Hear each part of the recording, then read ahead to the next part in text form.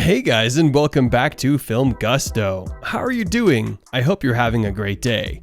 In today's video, we're going to be talking about how Amber Heard responds to her escort history getting exposed. But before we begin with today's topic, make sure to like this video, subscribe to our channel, and turn on the notifications so you don't miss any of our upcoming videos. Without further ado, let's get right into the video.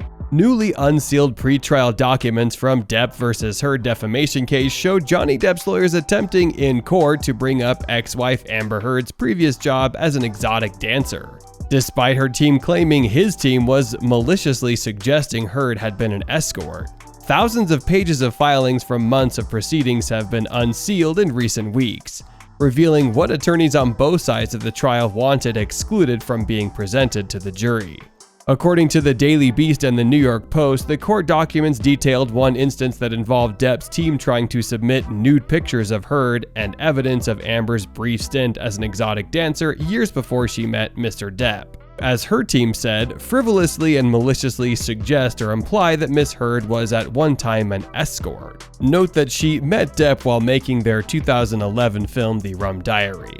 In a March filing, Heard's attorney stated that it was inappropriate to bring up irrelevant personal matters during the trial, which was live-streamed and televised. Last month, Judge Penny Escort denied Heard's request for a mistrial. The actress has since filed an appeal against the verdict. A spokesperson for Heard said about the appeal, "While we realize today's filing will ignite the Twitter bonfires, there are steps we need to take to ensure both fairness and justice," adding they believe the court made errors that prevented a just and fair verdict consistent with the First Amendment.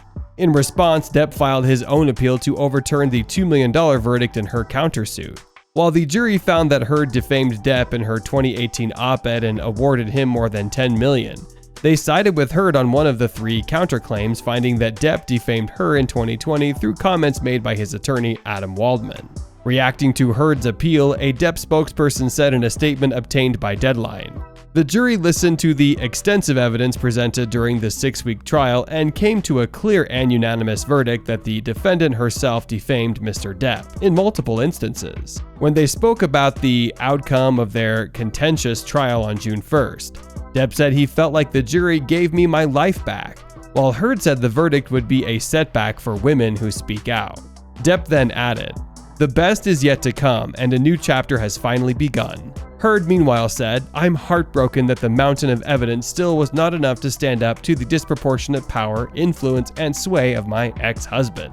In an NBC News sit-down interview with Savannah Guthrie, Heard said she doesn't blame the jury for siding with her beloved Pirates of the Caribbean actor husband, saying, "How could they make a judgment? How could they not come to that conclusion?" She then added, "They had sat in those seats and heard over 3 weeks of nonstop relentless testimony from paid employees and towards the end of the trial, randos. As I say, how could they, after listening to 3.5 weeks of testimony about how I was a non-credible person, not to believe a word that came out of my mouth?" So how did Amber Heard respond to all of this? Apparently, Amber Heard is switching legal counsel going into her appeal of the Johnny Depp defamation trial verdict. A spokesperson for the 36-year-old actress announced that she has hired Ballard Saffers, David L. Axelrod, and J. Ward Brown to lead the case, with Ben Rodenborn remaining as co-counsel.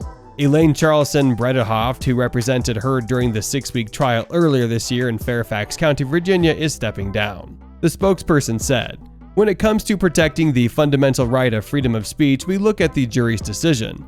To paraphrase a famous quote, not as the beginning of the end, but merely the end of the beginning." The spokesperson then added, "A different court warrants different representation, particularly as such new evidence is now coming to light." Bredehoft said, "This is the perfect time to pass the baton. I have pledged to Amber and her appellate team my complete cooperation and assistance as they move forward on a path towards success." Attorneys Axelrod and Brown successfully defended the New York Times against Sarah Palin's defamation lawsuit earlier this year. They said in a joint statement, "We welcome the opportunity to represent Miss Heard in the appeal, as it is a case with important First Amendment implications for every American."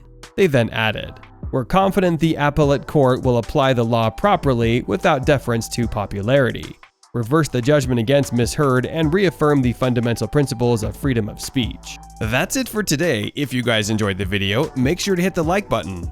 Don't forget to subscribe and turn on that notification bell so you never miss out on any future content we'll produce for you guys. We're signing off now, but we'll be sure to catch you all in the next one.